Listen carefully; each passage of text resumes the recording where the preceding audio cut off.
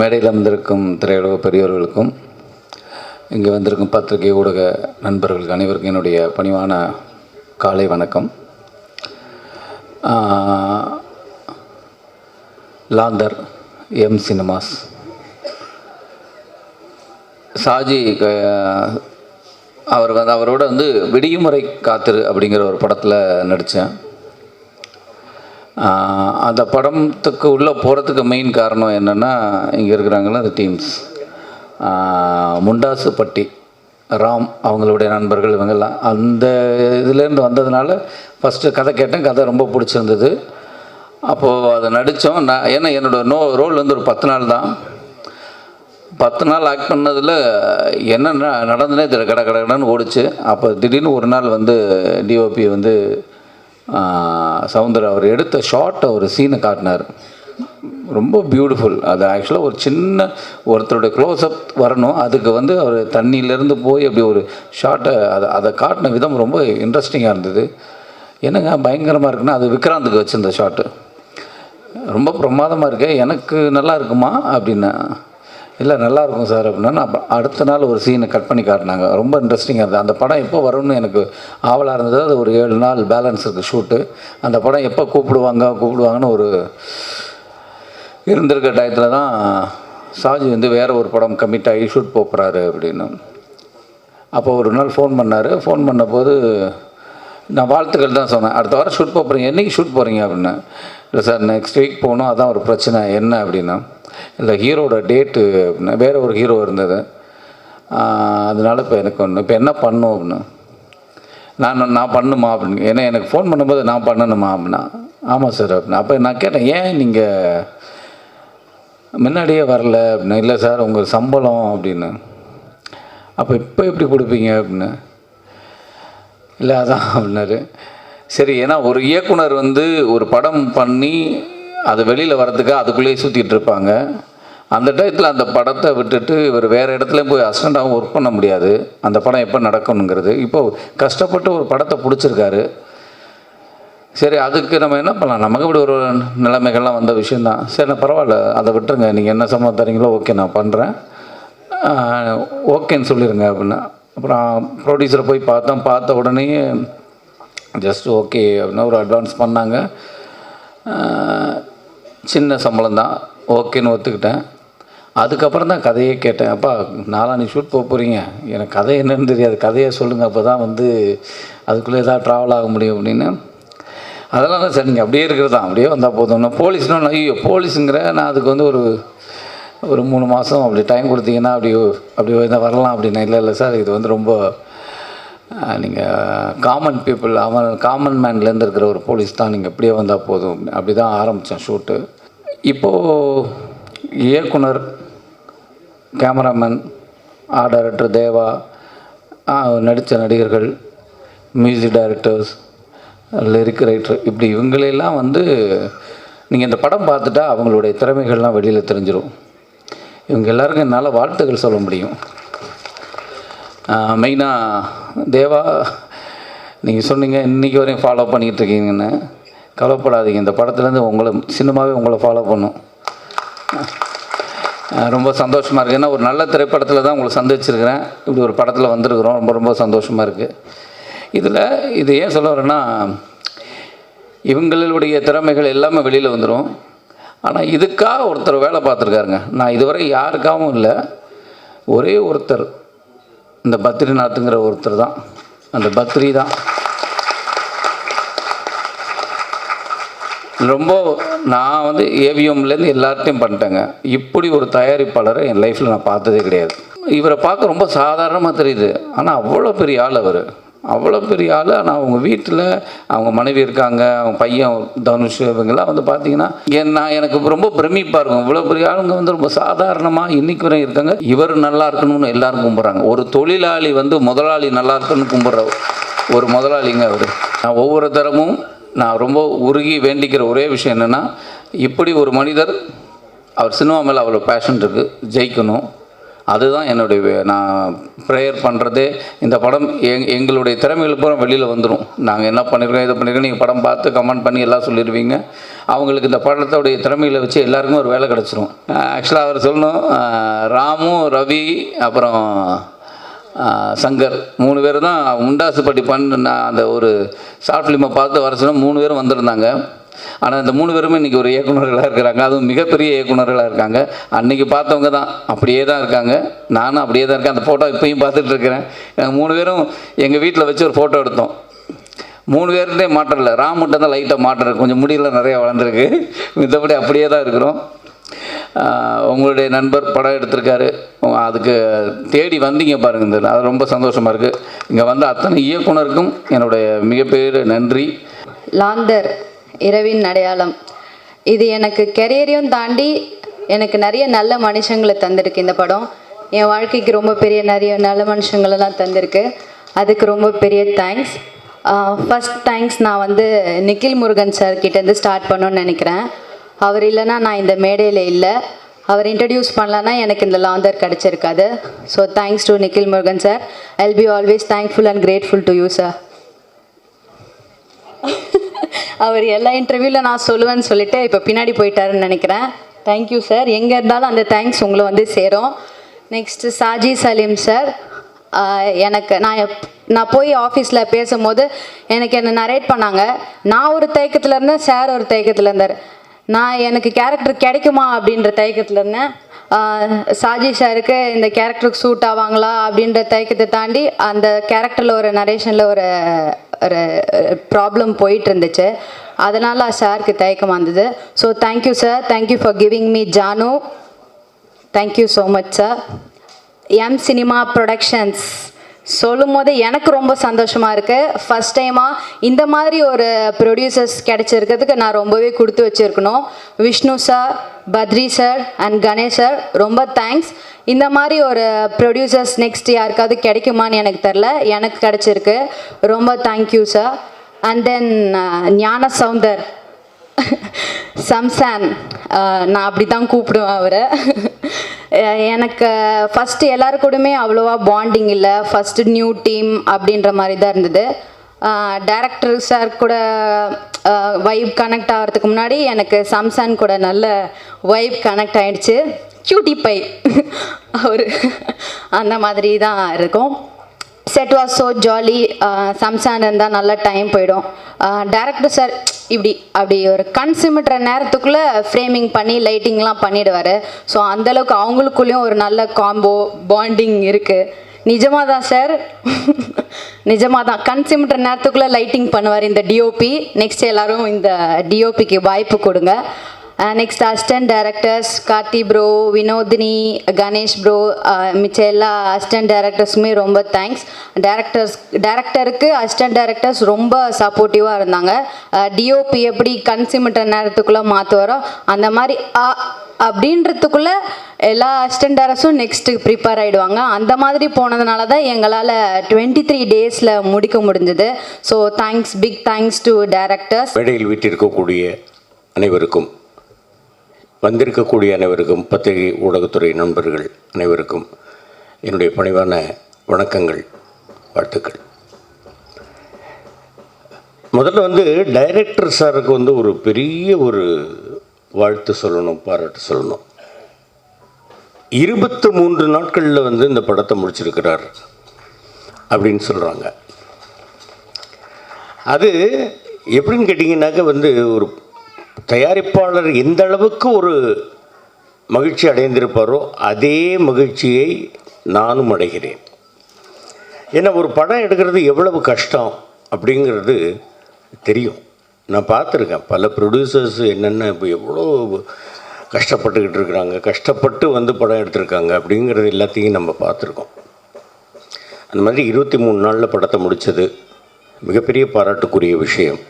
அதுவும் இவ்வளோ பிரமாதமாக இந்த ஷார்ட்ஸ் எல்லாத்தையும் அருமையாக எடுத்திருக்கக்கூடிய டைரக்டருக்கும் சரி, ஒளிப்பதிவாளர் திரு ஞான சவுந்தர் அவர்களுக்கும் சரி, அருமையாக எடிட் பண்ணியிருக்கக்கூடிய திரு பரத் அவர்களுக்கும் சரி, இந்த படத்தை அருமையாக தயாரித்திருக்கக்கூடிய ப்ரொடியூசர் திரு பத்ரிநாராயணன் அவர்கள், திரு விஷ்ணு அவர்கள், கோ ப்ரொடியூசர் கணேசன் அவர்கள் எல்லோருக்கும் இந்த எம் சினிமா ப்ரொடக்ஷன்ஸ் லாந்தர் அப்படிங்கிறது ஒரு மிகப்பெரிய வெற்றி படமாக அமைய வேண்டும் அப்படின்னு வேண்டுறேன். இந்த படத்தில் பல பேர் வந்து டெபியூ டைரக்டர்ஸ் அப்படின்னு, டெபியூ டைரக்டர் அண்டு ஆர்டிஸ்டில் நிறைய பேர் வந்து டெபியூ இருக்கிறாங்க அப்படின்னு சொன்னாங்க. ரொம்ப சந்தோஷமான விஷயம். திறமைகள் எங்கு வேண்டுமானாலும் இருக்கலாம், அது எப்பொழுது வேண்டுமானாலும் வெளிப்படலாம். தம்பி தேவா அவர்கள் வந்து அவங்க அம்மாவை வந்து மேடையில் கூப்பிட்டு இந்த மாதிரி பாராட்டு, இன்று பொழுதில் பெரிதுவக்கும் தன் மகனை சான்றோன் என கேட்ட தாய் என்ற வள்ளுவனுடைய வாக்குப்படி ஒரு தாயை வந்து மேடையில் கூப்பிட்டு அவர் வந்து பாராட்டுறார் அப்படிங்கிறது அவருக்குள் இருக்கக்கூடிய அந்த தாய் மேல் வைத்திருக்கக்கூடிய பக்தி ரொம்ப உணர்வு பூர்வமான ஒரு விஷயம். நல்லா மேலும் மேலும் நல்ல அருமையான பாடல்கள் எழுதியிருக்கிறாரு. இசையமைப்பாளருக்கும் என்னுடைய மனமார்ந்த பாராட்டுகள். ஏன்னாக்க அந்த லைன்லாம் நல்லா கேட்குற மாதிரி இருந்தது இசை. ஒரு மேடையில் ஒருத்தர் வந்து பாடினார், ஆனார், எனக்கு புரியல என்ன பாடுறாருன்னே புரியல. அந்த மாதிரி இல்லாமல் இந்த பாட்டு வந்து இன்றைக்கும் வந்து அந்த காலத்தில் இருக்கக்கூடிய பாடல்களில் நம்ம மனசில் வந்து அப்படியே பதிஞ்சு போய் ஒரு வார்த்தைக்கு அடுத்த வார்த்தை என்ன அப்படிங்கிறது கூட வந்து 50 ஆண்டுகள் 60 ஆண்டுகளை கடந்தும் நம் மனசில் இருக்குதுன்னாக்கா அந்த பாடல்கள் நல்ல தெளிவாக நமக்கு கேட்டதுனால தான். இன்னொரு விஷயம் சொல்லணும், தம்பி விதார்த் அவர்கள் காற்றின் மொழி படத்தில் அவர் கூட சேர்ந்து நடிக்கிற ஒரு வாய்ப்பு எனக்கு கிடைச்சிது. நல்ல அருமையான தம்பி, அருமையான நடிகர். எந்த நேரமும் வந்து நாங்கள் எல்லோரும் ஒன்றாவே உட்காந்து பேசிகிட்டு இருப்போம். அருமையான நடிகர். மேலும் மேலும் அவருக்கு பல படங்கள் வாய்ப்புகள் வரணும், பல வெற்றி படங்களை அவர் தர வேண்டும். இந்த லாந்தர் படமும் அவருக்கு மிகப்பெரிய வெற்றி படமாக அமைய வேண்டும் அப்படின்னு நான் எல்லாம் வல்ல இறைவனை வேண்டிக்கிறேன். தயவுசெய்து நான் என்ன சொல்கிறேன்னாக்கா, பப்ளிக்கு என்ன சொல்கிறேன் அப்படின்னாக்கா, படம் உங்களுக்கு பிடிக்குதா 4 பேர்ட்டு சொல்லுங்கள். பிடிக்கலை அப்படின்னாக்கா உங்களோட வச்சுங்க. அடுத்தவங்க போகிறவங்க படத்துக்கு வந்து போகிறவங்கள வந்து அந்த படம் நல்லாவே இல்லை போகாத அப்படின்னு சொல்லாதீங்க.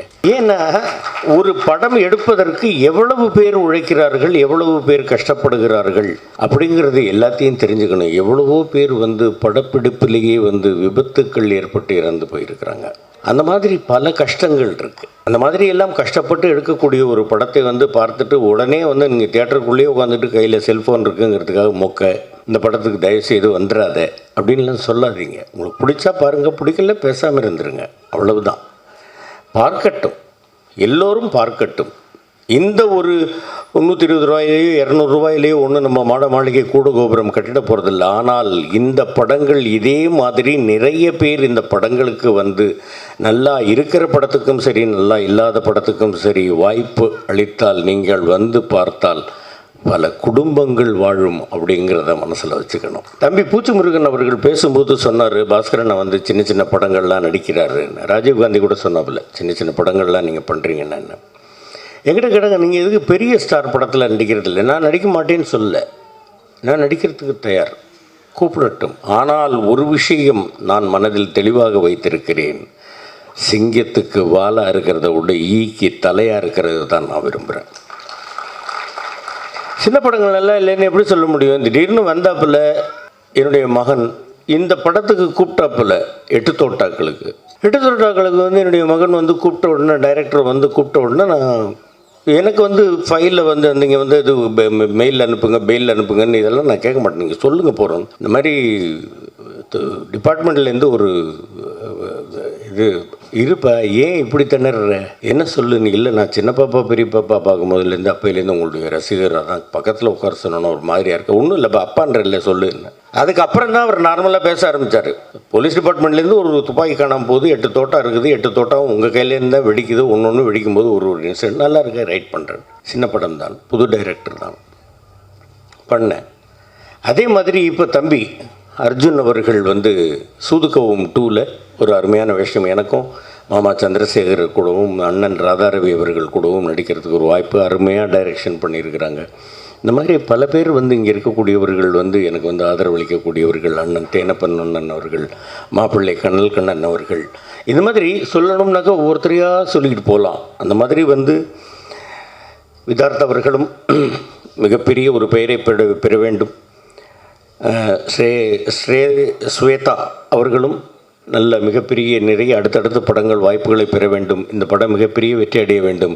ப்ரொடியூசருக்கும் இந்த படத்தில் உழைத்தவர்களுக்கும் மிகப்பெரிய ஒரு பெயரையும் லாபத்தையும் ஈட்டித்தர வேண்டும்.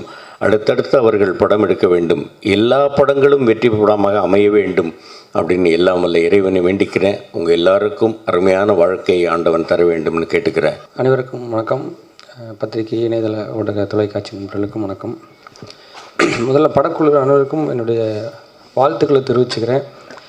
அதில் ஒரு முதல் திரைப்படம் ப்ளஸ் தொழில்நுட்ப கலைஞர் நிறைய எல்லாருமே கிட்டத்தட்ட முதல் முறை பணியாற்றுங்கிறது அந்த படம் ரொம்பவே ஒரு சிறப்பு வாய்ந்த படம். ஏன்னா அவங்களுடைய அதிகபட்ச நேரத்தை அவங்க அந்த படத்துக்காக செலவு பண்ணியிருப்பாங்க. அந்த படத்தை அவங்களுடைய லைஃப்பாக அவங்க பார்த்துருப்பாங்க போது அந்த முதல் படம் ரொம்ப ரொம்ப முக்கியமானது அவங்களுக்கும் குடும்பத்தாருக்கு எல்லாருக்குமே. அந்த வகையில் தயாரிப்பாளருக்கும் இது ஒரு முதல் திரைப்படமாக இருக்கிறது இன்னும் கூடுதல் சிறப்பு. இந்த ஒட்டுமொத்த குழுவினரே அவர் நம்பி இருக்கிறதுங்கிறது ரொம்ப சந்தோஷமான விஷயம். தயாரிப்பாளருக்கு என்னுடைய வாழ்த்துக்களும் நன்றியும். பொதுவாகவே கதைகள் உருவாக்குற இடங்களுக்கு அப்படின்னு பார்த்தா மக்களோட நிறைய கனெக்ட் இருக்கிற ஒருத்தங்களுக்கு தான் நிறைய கதைக்களமும் கதாபாத்திரங்களும் உருவாகும். நம்ம அந்த வகையில் பார்த்து ஒரு வக்கீல்கிட்டையோ போலீஸ்கிட்டையோலாம் நம்ம போய் பேசணுன்னா அவங்ககிட்ட நிறைய கதைகள் இருக்கும். ஒரு ஆட்டோ ஓட்டுநர்கிட்ட பேசினா கூட நிறைய கதைகள் சொல்லுவாங்க. அவங்க சந்தித்த மனிதர்களையும் பிரச்சனைகளையும் சொல்லுவாங்க. அதிலும் வக்கீலோ போலீஸோ கூட நடந்து முடிஞ்ச சம்பவத்தை சொல்லுவாங்க. ஆனால் இந்த ஆட்டோ டிரைவர்கள் பார்த்திங்கன்னா நடந்த கதையில் ஒரு பகுதியாகவே இருப்பாங்க, அவங்க சாட்சியாகவே இருப்பாங்க.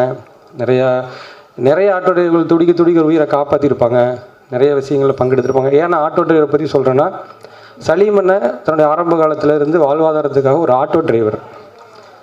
அவர் ஒரு ஆட்டோ டிரைவராக தான் எனக்கு அவரை முதல்ல தெரியும். எப்படி தெரியும்னா, நாங்களாம் ஷார்ட் ஃபிலிம் பண்ணிட்டு இருக்கிற காலத்தில் சினிமாவுக்கு போயிட்டு ஒரு முயற்சி பண்ணிட்டு வந்திருக்கக்கூடிய ஒருத்தர் அப்படின்னு எனக்கு அவர் அறிமுகப்படுறாரு. ஒரு 2006-07 அந்த காலகட்டத்தில். ஸோ நான் அவரை வீட்டுக்கு தேடி அவரை போகும்போது ஒரு ஆட்டோ ஓட்டுநர்.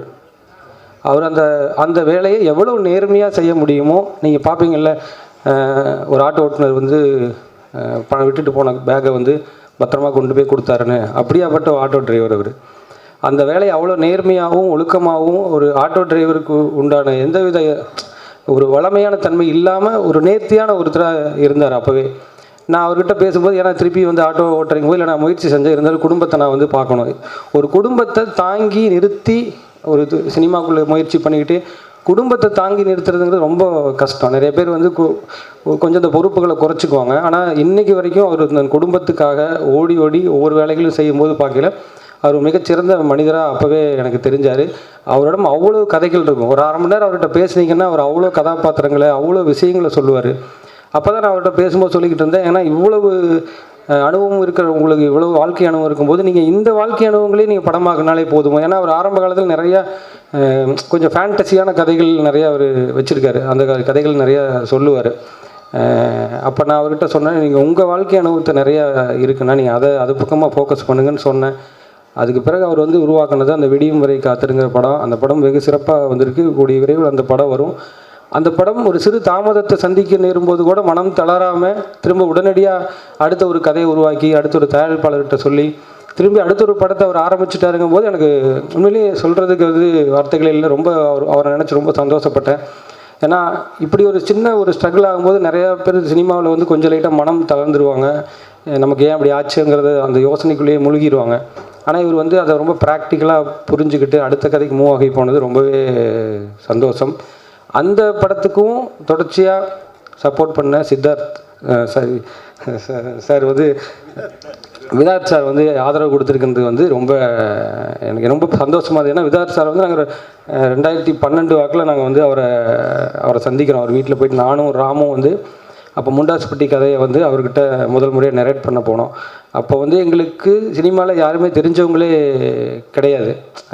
ஊர்லேருந்து வர்றோம், திருப்பூர் மாதிரி ஒரு ஊர்லேருந்து இங்கே நாங்கள் ரயிலில் விட்டு இறங்கி நேராக அவர் வீட்டுக்கு அட்ரஸ் பார்த்து அவர்கிட்ட பேசிட்டு அவர் வீட்டுக்கு போய் அவரை சந்திக்கிறோம், கதை சொல்கிறோம். அவர் கேட்குறாரு, கதை சொல்கிறோம் கேட்குறோம். அதை தாண்டி அவர் எங்களை அணுகின முறைங்கிறது நாங்கள் யாரோ, ஆனால் அவ்வளவு ஒரு பணிவாக அல்லது ஒரு பாங்காக எங்களை அணுகி உடனே வாங்கினேன். அவர் காரில் எங்களை கூப்பிட்டு போய் நான் கதை சொல்லி முடிச்சோன்னே ஒரு சாப்பாட்டு வேலை வந்துருச்சு.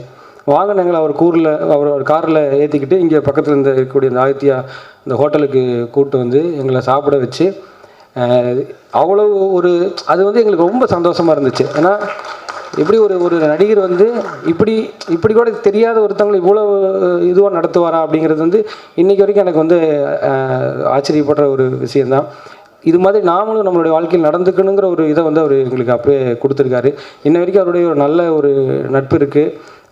எப்பவும் வந்து அவர்கிட்ட வந்து எந்த ஒரு ஆலோசனைகளும் கேட்கல. இந்த படத்துக்கு அப்போ கூட நான் அவர்கிட்ட பேசினேன் சலீமனுக்காக. இந்த படக்குழு அனைவரும் வெற்றி பெறணும், வெற்றி பெற்றே தீருவாங்க, அது வந்து நிச்சயமான ஒன்று. வந்திருந்து வாழ்த்திய அத்தனை பேருக்கும் என்னுடைய நன்றிகள். வாழ்த்து வந்த அனைத்து நல்ல உள்ளங்களுக்கும் பத்திரிகையாளர் மற்றும் ஃபோட்டோகிராஃபர் அனைவருக்கும் என்னோட காலை வணக்கம். மேடையில் வந்திருக்கும் இயக்குனர் மற்றும் நம்ம நண்பன் கனல் கண்ணன், அப்புறம் பேசிட்டு போன பூச்சி முருகன் சார், எம்எஸ் பாஸ்கர் மற்றும் எல்லாருக்கும் என்னோட பசுபதி ராஜ் சார், மிச்சம் இந்த படத்தோட தயாரிப்பாளர். அப்புறம் நான் இங்கே வந்தது வந்து நம்ம நண்பன் என்னோடய பிரதர் மாதிரி வித்தாரத்துக்காக தான் வந்தேன். அவர் நம்பி நம்ம ஒரு படம் பார்க்கலாம். இப்போ ஏதோ ஒரு படம் பார்க்கணும், டைம் பாஸ் ஆகணும் அப்படின்னா படம் தேட்டரில் இல்லைன்னா ஓடிடியில் பார்க்குறோம் அப்படின்னா வித்தார்த்து போனால் நம்பி போய் படம் பார்க்கலாம். அந்தளவு ஒரு கதை நாலேஜ் உள்ள ஒரு நடிகர். அதனால் வித்தார்த்தோட படங்கள் வந்து நிச்சயமாக அவரோட உழைப்புக்கு ஒரு நல்ல ஒரு இது கிடைக்குங்கிறதுல எந்த வித மாற்றமும் இல்லை. இன்றைக்கி இல்லை நாளைக்கு கன்ஃபார்மாக கிடைக்கும். அது இந்த படம் மூலமாக கிடைக்கணும் என்று நான் இறைவனை வேண்டிக் கொள்கிறேன். அப்புறம் ஹீரோயின் ஸ்வேதாவை பார்த்தா அப்படியே ஸ்னேகாவை பார்த்த மாதிரியே இருக்குது, ஸ்னேகா சிஸ்டர் மாதிரியே இருக்குது. ஐ திங்க் குதிரவால்னு ஒரு படம் பண்ணியிருக்காங்களாம். அப்புறம் கனல்கண்ட மாஸ்டர் சொன்ன மாதிரி நான் அப்படிலாம் ஒன்றும் இல்லை, ஏதோ ஒரு மேடையில் ஒன்று பேசல, உண்மை தான். கொஞ்சம் பேர் ஃபோன் பண்ணி மிரட்டினாங்க. லாஸ்ட் மேடையில் பேசினேன் இல்லையாக்கா, உத்தமவில் பஞ்சாயத்து, அது ஒன்றும் பெரிய மேட்ரு கிடையாதுன்னு வச்சுங்க. இது சினிமாவில் சகஜம் தானே. என்னோடய கருத்து நான் சொல்கிறேன். இது நம்ம சினிமாவில் எல்லாருக்கும் எல்லாரோட கருத்தும் சொல்கிறதுக்கான உரிமை இருக்குது. அதனால் இந்த படம் மேலும் இந்த படத்தின் இயக்குனர் நிறைய படங்கள் பண்ணி பெரிய இயக்குனர் ஆகணும் என்று வேண்டி விடைபெறுகிறேன். அதே மாதிரி தயாரிப்பு